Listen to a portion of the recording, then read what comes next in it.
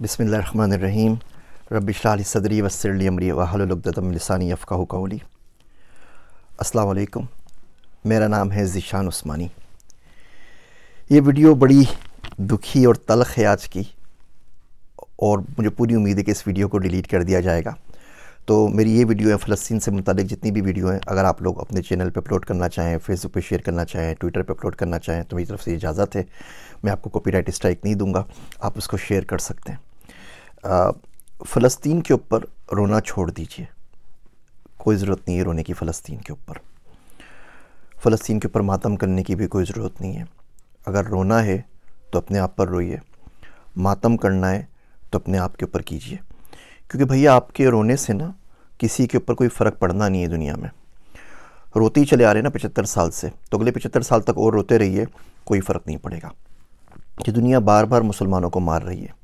पहले 100-150 साल में मारती थी, अब हर 20-25 साल में मारना शुरू कर दिया। अब तो हर 5 साल में कहीं ना कहीं मुसलमान पिट रहा है। और हम सिवाय रोने के और सिवाय बद्दुआएं देने के और सिवाय दुआएं मांगने के और कुछ नहीं कर पा रहे, और कुछ नहीं करते और कुछ नहीं कर सकते। बोस्निया की वार हुई, हज़ारों लाखों लोग उजड़ गए, मारे गए 1992 के अंदर। फिर 2017 के अंदर बर्मा ने रोहिंग्या के अंदर लोगों को मार दिया, 24,000 लोगों को कत्ल कर दिया। मेरे घर में यहाँ पे जो हैंडी मैन है अमेरिका के अंदर, उसके बाप को उसके सामने ज़िबा कर दिया था। वो 10 साल का बच्चा था और उसको बाद में पनाह भी थी तो अमेरिका ने दी, जिसको हम सुबह शाम गालियाँ देते रहते हैं। हमारे मुल्कों ने, किसी ने उस गरीब को पनाह भी नहीं दी। और अब ये मसला चला हुआ है फ़लस्तीन का। और अब सब कुछ याद रखता है, तारीख़ सब कुछ याद रखती है। हम लोगों ने पढ़ना छोड़ दिया। तारीख़ याद ज़रूर रखिएगी कि 55 से ज़ायद इस्लामी मुल्क, 1.6 बिलियन से ज़्यादा मुसलमान, 22 से ज़्यादा अरब स्टेट्स, और गज़ा के अंदर पानी की एक बोतल नहीं पहुंचा सके।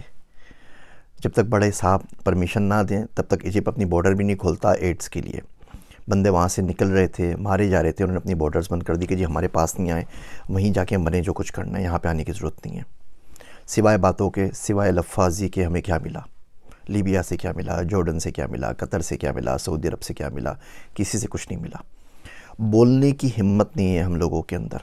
अब CNN के ऊपर चले जाइए, जितने इनके एक्स आर्मी चीफ़ हैं, जितने इनके डिफेंस एनालिस्ट हैं, सबके सब अपनी कहानियाँ गढ़ रहे हैं कि वार यूँ करनी चाहिए, ग्राउंड इन्वेजन ऐसे करना चाहिए, यूँ करेंगे तो इसराइल को नुकसान हो जाएगा, यूँ करेंगे तो फ़ायदा हो जाएगा। सबके सब आके अपने तबसरे कर रहे हैं। पाकिस्तान में आप बताइए ना, किसका आपने बयान सुना है?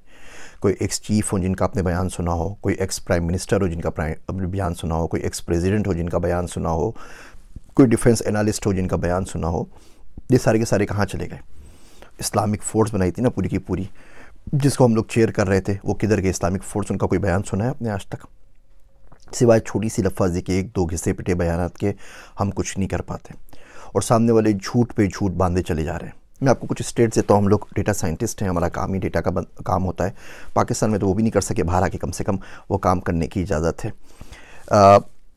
23 सालों के अंदर, 2001 से अगर शुरू करते हैं तो 23 सालों के अंदर हमास ने इसराइल के ऊपर कोई 27-28 हज़ार रॉकेट फेंके। अच्छा, जो रॉकेट होते हैं ना, वो मिलिट्री ग्रेड रॉकेट नहीं होते, वो जो यूरिया से घरों में बनाए जाते हैं ना, छोटा सा एम्यूनिशन की, किसी के सर के ऊपर जा लगे तो बंदा मरे, अदरवाइज़ वो ज़ख्मी होगा बेचारा, वो वाले रॉकेट। और मोटर शेल्स 5-6 हज़ार वो फेंके। टोटल किसी भी एस्टीमेट से ये 36,000 से ज़्यादा नहीं है, 35,469 है टू बी एग्जैक्ट। आप 36,000 काउंट कर लीजिए इन 23 सालों के अंदर। आयरन डोम आ गया भाई। आयरन डोम तो 2011 के अंदर आया ना, उससे पहले तो आयरन डोम नहीं था, तो बिल्कुल खुले थे, वो आराम से रॉकेट फायर कर सकते थे। इन 23 सालों में इन 36,000 रॉकेट्स ने 69 बंदों को मारा, 69 बंदों की डेथ हुई। अच्छा, उन 69 बंदों में तो हर इसराइली हर काउंट करते हैं, और आप देख लीजिए ऑनलाइन तमाम लिखा हुआ है। 2 गायें मर गई वो भी लिखा हुआ है, 2 बकरियां मर गई वो भी लिखा हुआ है, 2 बच्चे हलाक हुए वो भी लिखा हुआ है। इसमें भी 4 फ़लस्तीनी थे अपने, वो पता नहीं उस बॉर्डर के उस साइड पे क्या करें। 4 फ़लस्तीनी 69 में शामिल हैं, वो हलाक हुए तो बचे 65। इसके अंदर जो बंदे 65 मरे, उसमें भी 5-6 मुसलमान थे, उनको भी निकाल दीजिए। तो एक्चुअली जो नुकसान हुआ 59-58 बंदों का हुआ। वो लोग वहाँ पर हलाक हो गए। अच्छा, इसका अगर आप एवरेज निकालें तो इसका मतलब ये हुआ 521 रॉकेट जब फायर होते हैं तो एक बंदा मरता है। 69 बंदे मरे, 36,000 रॉकेट फायर हुए हैं, तो 521 रॉकेट फायर होंगे तो एक बंदा मरेगा। अच्छा, ये तो 23 साल की हिस्ट्री चल रही है। उसके बाद क्या हुआ अचानक कि वो बोलते हैं कि जी हमास का एक रॉकेट फायर हुआ और गलती से घूम फिर के वो वापस आके अपने हॉस्पिटल पे गिर गया, हॉस्पिटल की पूरी बिल्डिंग तबाह हो गई और उसमें 500 बंदे एक साथ मर गए। तो ये कैसे हो सकता है कि 521 रॉकेट मिलकर एक बंदा मार रहे थे पिछले 23 सालों के अंदर, और एक रात अचानक एक रॉकेट फायर हुआ और इतना ज़बरदस्त रॉकेट बन गया, वो घर के यूरिया से बना हुआ, कि वो अपनी हॉस्पिटल पे लग गया और उसने 500 लोग मार दिए और हॉस्पिटल की पूरी बिल्डिंग जो है वो तबाह बर्बाद हो गई। और हम लोग ये एजेंडा बाय कर रहे हैं। आप CNN पे जाएं, हर जगह जाएं, बोलते हैं जी बिल्कुल ही इन्होंने अपने बंदों को खुद ही मारा है, ये खुद ही कत्ल हुए हैं और कातिल अपने खुद ही हैं, और हम ये बात मानने को तैयार हैं क्योंकि हम इसके अलावा कुछ कर नहीं सकते। और ये बर्बरियत जो है ये चली जा रही है और हम सिवाय बद्दुआएं मांगने कुछ नहीं कर रहे। दो तरह के पाकिस्तान में लोग हो गए। एक वो लोग हैं जो झोलियाँ भर भर के बद्दुआएं दे रहे हैं। वो शायर कहता है कि कब अश्क बहाने से कटी है शब हिजरा, कब अश्क बहाने से कटी है शब हिजरा, कब कोई बला सिर्फ दुआओं से टली है। ये दुआएं हमने तो मांगी थी अफ़गानिस्तान के लिए भी, फिर क्या हुआ, इराक़ के लिए भी मांगी थी, पाकिस्तान के लिए भी मांगी थी, सबके लिए मांगी थी, फिर क्या हुआ। मेरा दोस्त अब्दुल्ला कहता है कि अगर आज खुदा ना खास्ता भारत के साथ जंग हो गई ना, तो फरिश्ते उनके साथ खड़े होंगे, हमारे साथ नहीं, क्योंकि हमारे आमाल ऐसे नहीं है, हमें मुनाफ़क़त इतनी ज़्यादा बस गई है। तो एक लोग वो जो हैं जो दुआएं और बद्दुआएं मांग रहे हैं और उनसे कुछ नहीं होगा। एक वो लोग हैं जो झूठी आस दे रहे हैं सिर्फ और सिर्फ अपने व्यूज़ के लिए। इराक़ में भी हुआ था, इराक़ तबाह कर देगा अमेरिका को, आप देखिए कैसे काया पलट होगी। ऐसे ही कोई ना कोई उल्लू का पट्टा रोज़ आके वीडियो रिलीज़ कर रहा होता है और बोल रहा होता है कि हमास ये बिगाड़ देगा, हमास वो बिगाड़ देगा। 256 F-16 है उनके पास, इसराइल के पास 256। हमारे पास जो F-16 है वो एल बैंड के ऊपर नहीं चलते। वो एल बैंड पे अगर उसको जाना पड़ेगा आपको ऑफेंसिव मोड के अंदर, तो उसकी परमिशन भी आपको अमेरिका से लेनी पड़ेगी, वरना आप उड़ा के उससे डिफेंस कर सकते हैं आराम से। जो हमने खुद बनाया मुश्ताक वगैरह तो चल सकते हैं, F-16 नहीं चल सकते, परमिशन ऊपर से आती है। एनीवे 256 F-16 इसराइल के पास, 70 से ऊपर F-35 है। F-35 वो प्लेन है कि दुनिया के किसी भी मुल्क में जाके तबाही मचा सकता है, 160 किलोमीटर दूर से फायर कर सकता है विदाउट डिटेक्शन। उसका आपको कोई दुनिया का रेडार डिटेक्ट नहीं कर सकता। वो आए थे ना जब उसामा को मारने के लिए, तो कौन से रेडार ने आपको डिटेक्ट किया था। तो ये असल सूरत हाल है। वो बिल्कुल नेस्तो नाबूद करके चले जाएगा, दुनिया उसके साथ खड़ी हुई है और आप सिवाय अपनी लाशें दफनाने के कुछ नहीं कर सकते। और ये बद्दुआओं से काम नहीं चलता। अब करें तो करें क्या, ठीक है। देखिए पहली बात तो उस मुल्क में रहना क्यों है जो इतने कमज़ोर हैं। उस मुल्क में करना क्या है कि हम लोग 1.5 बिलियन 1.6 बिलियन मुसलमान मिलके एक पानी की बोतल गज़ा में नहीं पहुंचा सकें। मरते हुए बच्चों के पास उस मुल्क में रहना क्यों है। कुरान शरीफ में आता है ना, सूरह निसा में आप देखिए, फ़ीमा कुंतुम के तुम किस हाल में रहे हो, क्या करते रहे हो। तो लोग बोलेंगे अना मुस्तफ़ीना फ़िल अर्द, हम तो ज़मीन में बहुत कमज़ोर बना दिए गए थे।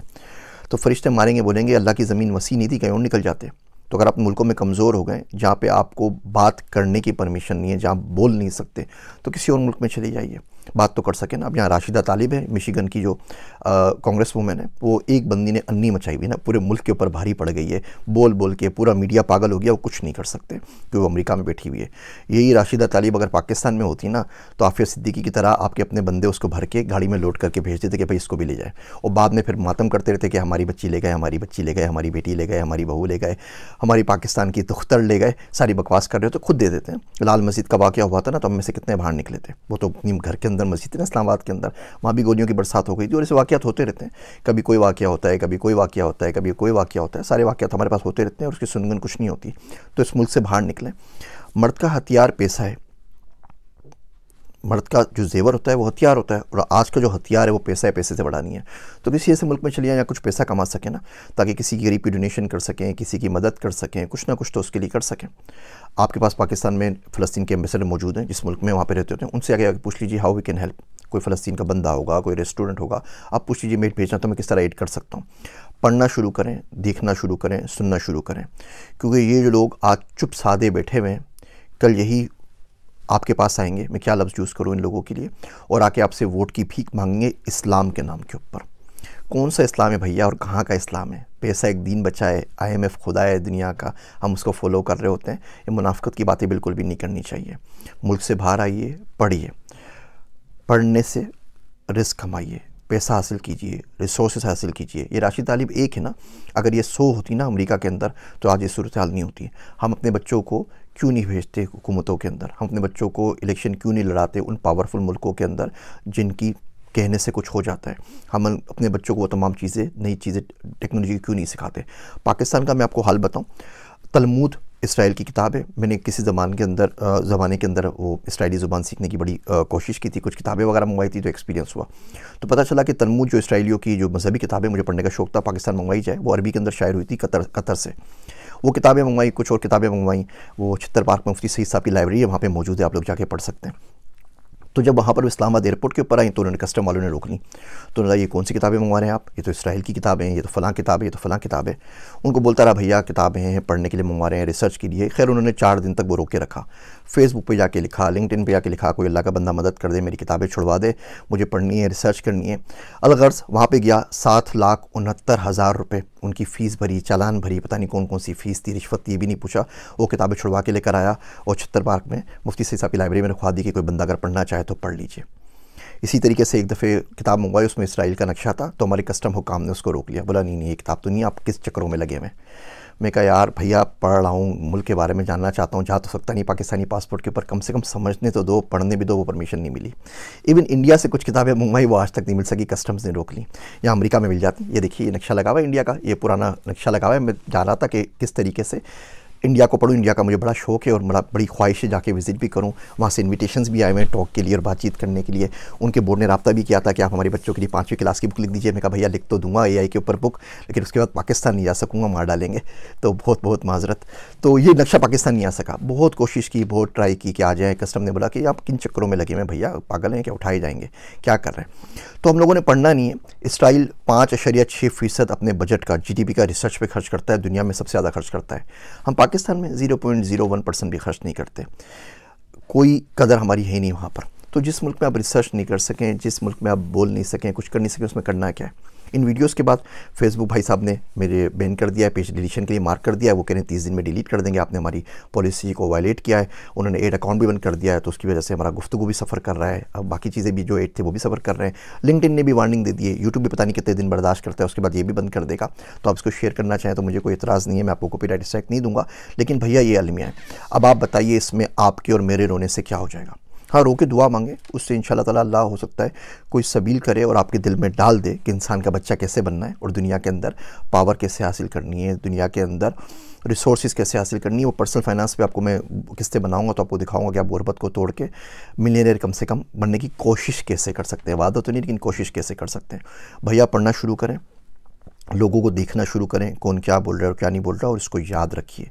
ये जितने भी आपके पास आ रही ना वीडियोस फ़लस्तीन की, व्हाट्सएप पे आती हैं, फेसबुक पे आती हैं, लिंक पे, इसको ज़्यादा से ज़्यादा शेयर करें ताकि आपकी मेमोरी में कुछ अरसे तक तो बाकी रहे ना कि हम लोगों के साथ क्या और कब हुआ था। और ये बात याद रखिएगा कि 55 इस्लामिक मुल्क, 1.6 बिलियन मुसलमान गज़ा के अंदर मरते हुए बच्चों के लिए पानी की एक बोतल नहीं भेज सके। मेरे वास्ते दुआ कीजिएगा। मैं हूँ आप सबका ज़ीशान उस्मानी।